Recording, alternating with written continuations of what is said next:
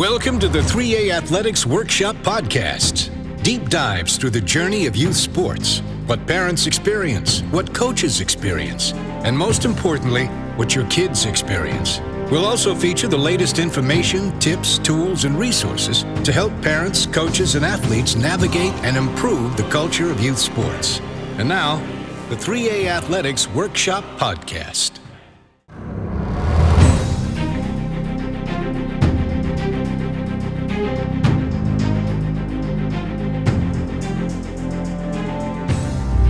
Welcome everybody back to the 3A Athletics Workshop Podcast. Here with my partner Seth Taylor. Looking forward to diving into episode number 10 on controlling the controllables, which we were talking about before. Controllables isn't really a word, not technically. But I think for the sake of what we're trying to accomplish here, we may coin that word as our own. But again, this is a phrase that's used a lot, right? In the adult world, in the workspace, it was something that, was really preached to us in professional baseball, because a lot of times you're in a position where you're not where you want to be, right? And there's a lot of built-in excuses that we as humans can create, outside of sports. We do this in the world we live in too, but being able to control what is actually controllable. And then how do we take those things and build off it to find, the progress to achieving the things we want to achieve in life. So let's start off with, why is it so hard to let go of all the things that we can't control? Yeah, well, this actually really piggyback onto the conversation around the ego, because the ego is constantly working to structure the proper narrative in our world to give us the proper identity that it's trying to structure. So as opposed to what real identity is, which is this very deep-based, energetic kind of sense that I am okay. Most of us don't live in a world where we're subconsciously we feel okay because of the type of trauma human beings, endure. So what the ego is constantly doing is trying to structure narratives that say I'm okay, right? Which of course requires it to try to spend energy structuring narratives around things that you actually have no control over whatsoever. So like a coach is a great example, right? A kid's got a coach, and that coach has a lot of power to like you or not like you or whatever. So when I was coaching constantly, I would have parents go, well, you just don't seem to like my daughter or like my son or something like that. I'm going, what are you talking about? Well, they were trying to structure a narrative that explained why their kid wasn't playing, right? So their ego's structuring this, structuring that, structuring that. And all I'm doing is going, listen, your child's not working hard, and late to every practice and not effective. So that's why they're not playing as much. But the parents over there in this kind of survival mode, very, very triggered. And so the ego is structuring, well, it's clearly you.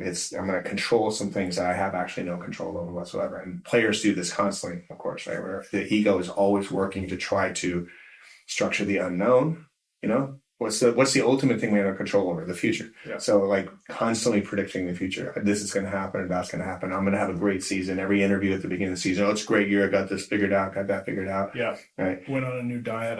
Probably did that 5 times. Yeah. And I'm sure you adjusted your swing 8 million times, right?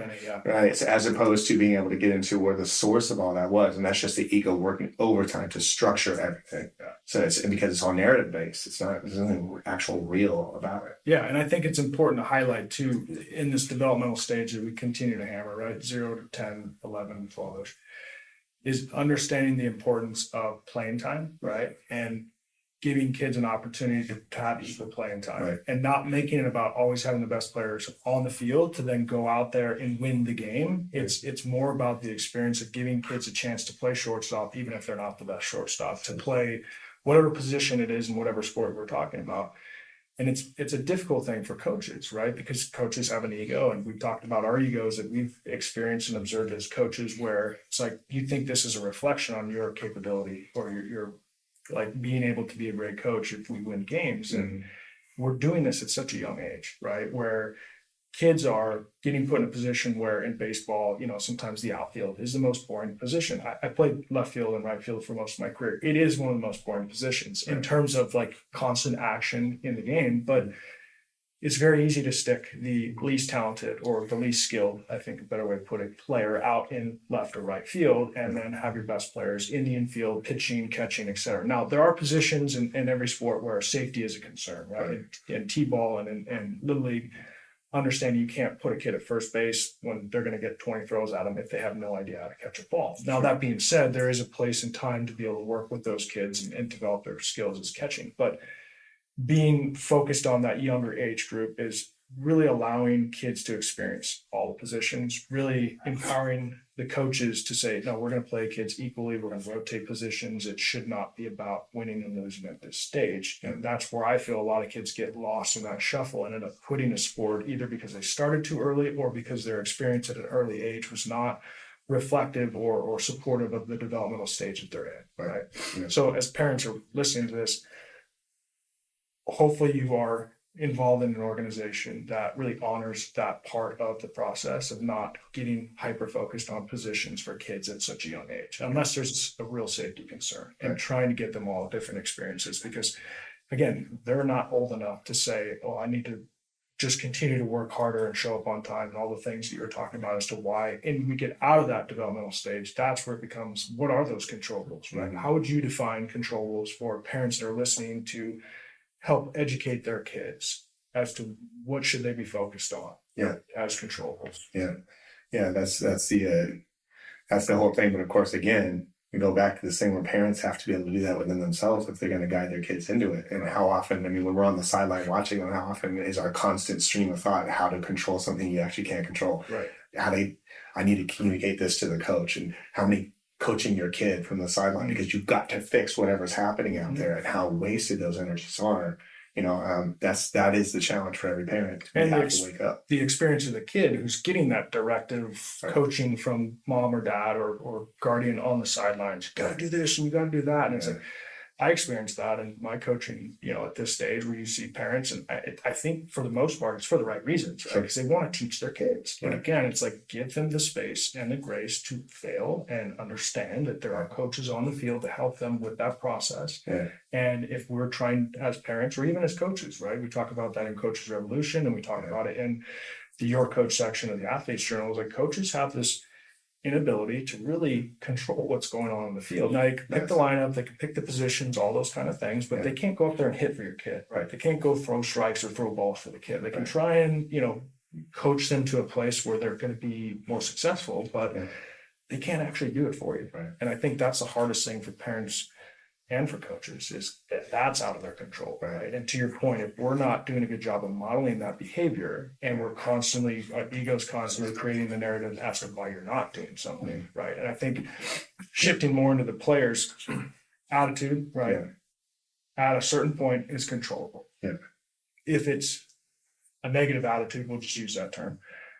What is the underlying cause of that, right? And I think that's what we as parents overlook is how our kid is responding to a situation. It's good or bad, right? It's just like, where is this all coming from? And that's been a huge step for me as a parent in sports and outside of sports, is like when the behavior starts to go off kind of this path of what we want and what we expect. And it's like, you discipline your child, but you don't really want to get to the root of the problem, right? I think that's something, as we're talking through the sports, attitude is controllable, right? At a certain point, your effort's controllable. As you mentioned, if you're 12, 13, 14, you're playing club soccer, club baseball, and you don't show up with a good attitude every day, there's a good chance your coach isn't going to play you very much, right? And then the effort is how much work are you willing to put in?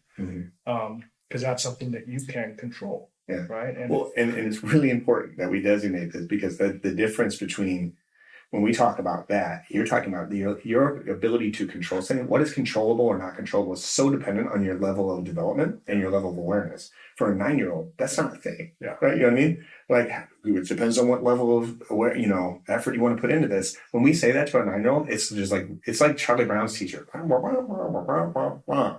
Because this is a really important kind of difference. Controllable depends on consciousness. Being aware. You watch it with kids around 9, 10, there's this thing that starts to shift, this self-awareness, this like, I have a life and it's my life and I can do something with it. And it's incredibly critical that parents wait until they see that shift in their kids before they start turning that stuff over, going, what do you want to do? Yeah. And that's what we try to do, is we tell kids at 7, 8, 9 years old, we tell them, you just got to put in the work. That's not how kids that age think. Yeah. They just can't think that way. At 16, 17, 18, right in there, we can go, yeah, like, listen, you're wasting your energy with, on all these things that you can't control. What can you control? Put your work right there. We can help them understand what that is. But when they're young, 6, 7, 8, they're in the developmental years. Our job is to control what can be controlled, which is, what is my role here? And if my only influence over these kids is my love for them, my ability to be stable in this space, my ability to be that place for them and let them grow and develop. And we spend huge amounts of energy trying to control things that have no place. You know what I mean? Yep. Trying to make kids be older than they are, trying to make them understand. I mean, there's just huge amounts of wasted energy and wasted opportunities instead of being able to go, let's nurture what is here, which is these kind of souls that are developing into the sense of I am loved, I am safe, I am secure no matter what. Yeah. And I think with my oldest son, one of the biggest aha moments as a parent, right, is first year basketball, skill-wise, not as advanced, right, as some of the kids on the team. And it's easy as a dad or a mom to sit there and be like, okay, well, we got to practice this, and we got to practice this, and we got to practice this. And you want to articulate these things to your kids, right? Instead of them, which in this case, my son was able to come to me and be like, Dad, I'm just not very good at dribbling. Okay, well, is that something you want to work on? And it's like, yeah. And he's driving that bus, right? At that point, it's okay. I see him out in the front yard. He's got a basketball hoop, right? If he can't afford it. I think we talked about this in the previous podcast, but it's like, you can't afford to buy your kid a basketball hoop. I understand that, but there are opportunities, right, to give them a chance to just go and play, right, and develop those skills. Because as they get older into that 7, 8, 9-year-old range, they're starting to become aware of who's good at what and who's not good at that. And I think one of the most rewarding experiences as a parent is when you see your kid put in that work and then they see the fruits of those labors. And then being able to celebrate that work with them in a sense of, hey, remember when you said you couldn't do this?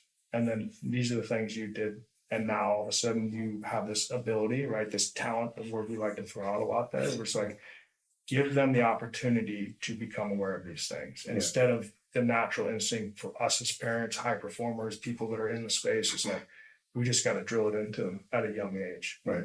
They really can't control all of that at that point. Yeah, absolutely. So then how does controlling the controllables lead to mastery in your mind? Yeah. Well, and again, understanding that when we talk about the ability, what we can control and how to put our energies efficiently into that space, depending on the developmental years, it leads to mastery if we submit to child development. If we just go, okay, so in these developmental years, let's say 0 to 10 or 0 to 12, right in there, right? If we submit to the idea that what, as a parent, I kind of keep myself as this lighthouse. I am that love that's creating that stability. We let that be the main project, right? So that the actual controlling, when it comes to training and learning technical ability and all that stuff, we just let that go completely. And we say, okay, I'm going to control what I can control here, which is my love and my awareness of my own self and how I'm projecting on my kid. And we hold that space. If we can respect that space, understand that we are building a platform on which to build mastery. Because once they hit 13, 14, 15, and that thing emerges inside them that says, I want to be great at something, that platform is built and it's strong and it's steady and secure. They are going to have grit now. They can actually work towards, now what do you want to do? And then we become facilitators of that mastery, not coaches, but facilitators of that. Where if my kid looks at me and goes, Dad, I really want to do this. I go, I can help you with that. I can find you a trainer. I can facilitate that. I can create whatever movement you want. As long as I understand I'm still the lighthouse, but now I'm facilitating a greater development in these athletes. Understanding that my love is still the biggest influence by far. But mastery comes when there's a platform to be built on. And that's why we have all these really talented athletes. But you said it well, you said an elephant balancing on a pool cue. It's kind of structured that way because we do so much damage in those early years because we're trying to control things we should never be trying to control, right? So we actually have to do that work of understanding child development says this is how we behave in these developmental phases, submit to that, then mastery becomes possible. Yeah. So what are some practical ways to let go of what I can't control or what we can't control? That can be intense because when we start to observe how intensely we do control things, when we want to control things, like I was observing even in myself going, man, this part of me, my ego really wants to coach her and control this and control that. We have to be willing to do some pretty profound introspection as parents. We have to recognize how much of our own trauma comes into play, how much of our younger kind of selves show up in that space, how much our own parents' voices show up in that space. And it's a therapeutic process. This is what Hero was designed for. Yeah. So the ultimate thing is get that and work through it. Yeah. It is therapy. And so if you don't want to pay and go see a therapist, you want to do that kind of work, get a copy of Hero and work through it. And that actually will give you the tools you need to let go, because most of it's about releasing. So just letting go, because kids will find their own way if you can back up. Yeah. Does that make sense? Yep. Yeah. It's being the facilitator, not the coach. Yes. And again, I've experienced this all the time with my kids on Yeah. the field. It's like, you want to correct, you want to coach, you Yeah. want to, as soon as the game's over, you want to get in the car and say, well, buddy, if you just would have planted your foot this way and swung the bat this way, everything would have been different, right? And it's recognizing at that stage, number one, you're the parent, you're not the coach. Right. And number two, your kid doesn't want to hear it from you, right? And I think one of the cool stories I was telling you at coffee earlier was Tiger Woods was talking about this, and I don't know what publication, so I can't give proper citing to it, but essentially he's talking about his son Charlie, who's on the path of becoming a professional golfer, and his father is one of the best golfers of all time. And somebody asked Tiger, he's like, hey, Tiger, do you help your son with his golf swing? He's like, no, he doesn't want to hear from me. He won't listen to me, right? And it's like, for parents to understand that one of the greatest golfers, or one of the greatest in their respective sports of all time, still cannot break through with their child because of that parent-child relationship, and how quickly it becomes an uncomfortable, scary feeling for your son or for your daughter if you are trying to impose that, right? I think the ultimate goal that we talk about with our kids is we yearn for that opportunity, but we have to respect them and their process. Yeah. If they feel safe and they come to ask to help, right? Then entering that space, right, with being aware of what we have, what we're bringing into this, but how we can approach this in a way that isn't going to be scary or an opportunity to lose my love if you don't go and get a hit in a game, or you don't, we go play catch and you drop 10 balls in a row and I'm trying to teach you how to position your glove properly. Like, it's very difficult for a kid to differentiate that feedback from that doesn't love me, right? And I think, again, it's a tough thing to accept as parents because we want to control, but I mean, outside the world of sports, right? We see how many kids struggle once they reach a point of success to continue to push forward because they don't feel like they're capable, or they don't feel like they're worthy. That identity crisis that we're talking about. Yeah. And I've seen it so many times with players at the amateur level, at the professional level, and even at the college level, of they reach that point, right, where they no longer feel like they're in control. And that all these narratives that the ego has created and the people around them have created, they no longer have control over their process. They're no longer in their bodies, right? And that's a very scary feeling that every human listening to this can relate to outside of sports, right? We feel this way in our marriages. We feel this way in our relationships with people that we're close to, not being able to control things that other people do. And that's a difficult thing I've had to learn in my journey of therapeutic work with you and other people, is like how to create those boundaries, but more importantly, how to hold your space, right? And model that behavior for somebody. Is like, I'm going to stay in control of what I can control, and I'm going to make sure to give you that space and grace to find your way. And when the opportunity comes and you ask me for more, I can be that facilitator without feeling like I have to be the super intense coach who's like dialing your kids in on all these progressive training methods before they're even capable of handling it. And I think that leads to a lot of the burnouts, or a lot of the kids that experience success very young and just can't push through it, right? Because there's too much to be lost, not achieving that narrative. A good story. Interesting client of mine the other day, we've been working on this for a while with the dad, and he had a really interesting thing where he had a 16-year-old who's a really good player, baseball player. And he had this really cool experience where he said, after the game, I was able to walk him and ask him how he's feeling. He said, do you need a coach right now or dad? And his son goes, need a coach. He said, okay, well, here's what I'm seeing. But hey, man, that's for you to take care of. And he said he just absorbed it so well, because that respect is there. What a great question. Yeah. I think that, again, something we can all apply. Do you need mom, you need dad, or do you need a coach? And we'll get deeper into that as we return.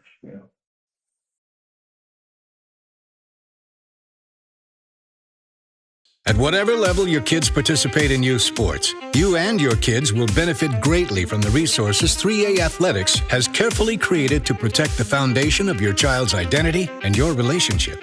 At the same time, these resources can help you unlock your child's true potential in sports and in life. The sooner you get started, the more successful your kid can be. Resources like 3A Sports Journals. Many athletes don't journal because they simply don't know how it can be helpful to their process. Elite athletes around the world use journaling from an early age to help them face the tough challenges of sports. If your kids want to go from good to great, they need to learn how to journal. 3A Athletics. Awareness, activation, achievement. From good to great. See us at 3athletics.com.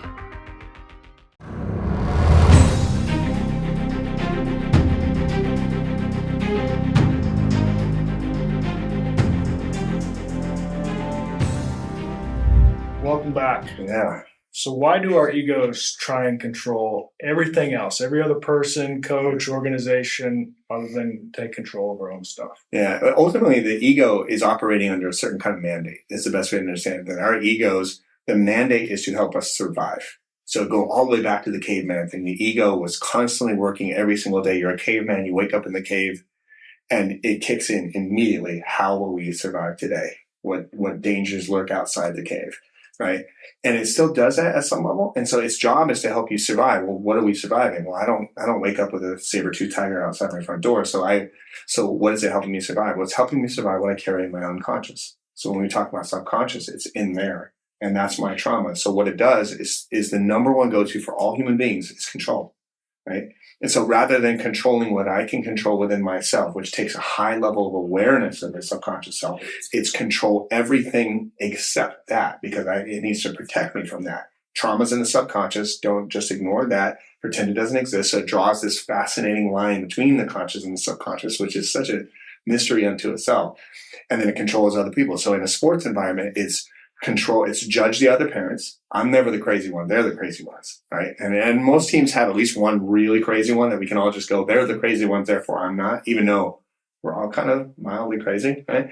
Control the coaches, definitely control the kids. Lots of energy spent controlling the referees. So a million things outside my control. And it's because ultimately it's actually what it's protecting is quite painful. You know, your average human being carries enough trauma inside them to really, really, really hurt. And if we just say I could just erase the line between your conscious and subconscious, all that stuff would emerge so quickly, it can put you in the fetal position. So, I mean, ultimately, if I let the parents, if every parent could instantly on the sideline start looking at what's going on in their own subconscious, I'd have a bunch of parents in the fetal position on the sideline, sucking their own thumbs, trying to survive what they do. Yeah. So what they do instead is, this is why it's such a toxic space, is that all that trauma is being held underneath and the ego is protecting you from it. So the key, this is why we tend to couch it in such therapeutic terms, because this is what therapy is for. Therapeutic work, and HERO is a therapeutic process for parents to help kind of gradually look at what's in the subconscious, look at what we're surviving, so that we can learn how to work in that control. And maybe control is not even the right word, but work with that. Yeah.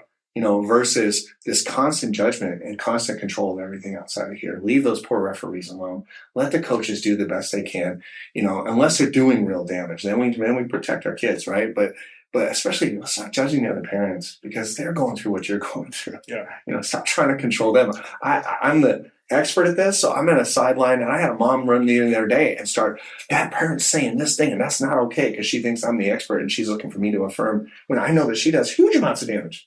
You know what I mean? All the time. I'm going, hey, we gotta just stop controlling ourselves and, you know, everyone else, and look at ourselves. Yeah. Well, and I think we can all admit as parents, hopefully, that we do damage. And that's a guaranteed in parenting, that Absolutely. we all want to sit here and say we're perfect just because we've been burdened with this knowledge. No, it's not the case. But it becomes that kind of black and white line where it's like, you're good or you're bad. And it's like, no, we're all dealing with this stuff, right? And it makes it so difficult for the average parent who's sitting there on the sideline to want to like be introspective and actually say, okay, what do I need to get control of inside of me? What do I need to become aware of? How do I really help facilitate this process for myself? Because the trickle down effect is going to be a much healthier kid, right? And there's always going to be challenges. There's always going to be trauma that we experience in life and what we put onto our kids. But again, becoming more aware of that, right? And learning how to become more in control of that, and then really be able to gift that break that generational curse that I talk about with my family is these things that I've become aware of that my mom went through in her childhood and my grandpa went through in his, it's like there's a cycle here that a lot of us don't want to look at and say, okay, this is where it stemmed from. Right. And I have an opportunity to break that cycle. Yeah. And there's a lot of different versions of cycles that we can get into, but in the world of parenting in sports, it's so difficult because, again, we talk about this in Hero. What were your experiences like as a kid, right? And how does that affect the way you parent your kid at home, which we're not even focused on that, even though we believe this stuff is applicable in home as well. But using sports as the vehicle and the domain that we're in here is becoming aware of our own self, learning how to observe what's going on in the stands with other parents, but learning to do that without judgment. Yeah. That's, you said something we could just as easily call this video breaking the cycle. Yeah. As we could controlling the controllables, because that actually is really good, because we're talking about this kind of awakening thing we're actually trying to lead people into is breaking a cycle that's generations deep. Yeah. And when it wasn't sports, it was some other performance kind of thing, whether it's working on a farm or just being a good, like in my childhood, it wasn't a sport thing in my childhood. It was being a good person. Yeah. Like the nonstop pressure to be perfect as a human being was really, really, really, really difficult. And I was never good enough. Ever. And that's the thing. So what we're actually really talking about is breaking that cycle with a profound level of awareness, where all of a sudden the sideline, we can let that sideline start to be a bunch of lighthouses over on the sideline. The kids feel safe out there, and now they can just be kids, discover themselves, find what they're finding. And what we'd end up with is athletes that feel safe and feel secure and can keep building themselves. And most of them, just like now, won't end up being pro athletes. Right. You know what I mean? We're not going to end up playing college or pro athletes. That's a very small population. But the difference is maybe the ones that make it could be happy instead of the anxiety-ridden population that we see at these elite levels in sports. Well, I think shame, right, is something that's been normalized in our culture. I know growing up, the amount of shame we gave each other within our friend group. And at times I was a bully, right? And it was like part of it is me acting out from all these things that I didn't understand in my subconscious were driving that behavior. And really using shame as the vehicle for motivation. And I think that's a very slippery slope that most of us have just come to accept as normal way of pushing through challenging times and developing grit. But really, like, understanding the amount of grace and the amount of love that is required, right, in these spaces for all the other parents that are sitting there experiencing these things and at different levels, but we're all experiencing it somehow, some way. And how much that guilt, right? The guilt really sets in for parents to feel like I'm not doing enough, or oh, look at this kid and this situation, and I got to give my kid more. And it's like, no, we need to kind of pull back a little bit and really be able to understand how fragile the situation is, right? I don't like using the term fragile because that immediately triggers people. I don't want to raise a soft sunflower kid that's just not going to be able to survive in the world. That's not what we're talking about, right? It's really understanding in that developmental phase, like how important these specific controllables we're talking about are, as parents taking ownership over our stuff and really being able to look at everybody else without the lens of judgment, which is just common nature, especially in the world of social media. But in the world of youth sports, like you said, there's one obvious parent on most teams that is just like kind of beyond the normal, like collective energy that you feel from the parents, but it's very easy to judge that person and shame that person, right? And for me, it's how do we bring, everybody to that space where it's like we can just accept this is difficult. We can accept that our kids are scared, and that it is our job to be that lighthouse, to be that parent who is solid and is able to absorb, right, your kids' emotions without feeling like you have to fix everything, right? Be able to nurture and support them that way. And I think to kind of wrap it up is, being where your feet are. I think that's a term that is, as you get older, right, in certain situations, understanding what you're dealing with in your life, your kids going through when they get into high school. And it's like, well, we talk about it in the Athletes Journal, being on a freshman team versus the JV versus the varsity. Actually, we talk about this all the time in the minor leagues versus the major leagues. That control where you're at. Right. And I think that's a huge lesson for parents to take away from this is if your kid doesn't make the varsity team, what does that do to the identity and what triggers in their subconscious are all important things we talk about in the Athletes Journal and in previous podcasts, but encouraging kids to be okay with where they're at, right? And not be content in the sense that you have to just strive to be an average person in everything that you do, but understand when is that point, right? In your mind, when is that point to really start pushing that into the kids' experience of like understanding where you're at is okay. And it's a part of your bigger process if you're willing to take that 10,000 foot view and really look at it from above instead of just being caught up in the bubble. Right.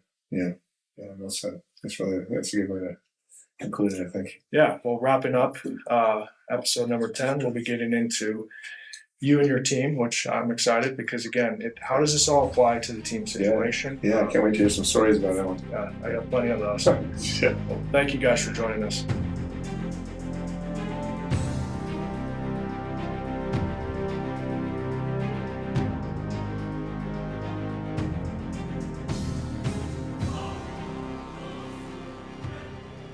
At whatever level your kids participate in youth sports, you and your kids will benefit greatly from the resources 3A Athletics has carefully created to protect the foundation of your child's identity and your relationship. At the same time, these resources can help you unlock your child's true potential in sports and in life. The sooner you get started, the more successful your kid can be.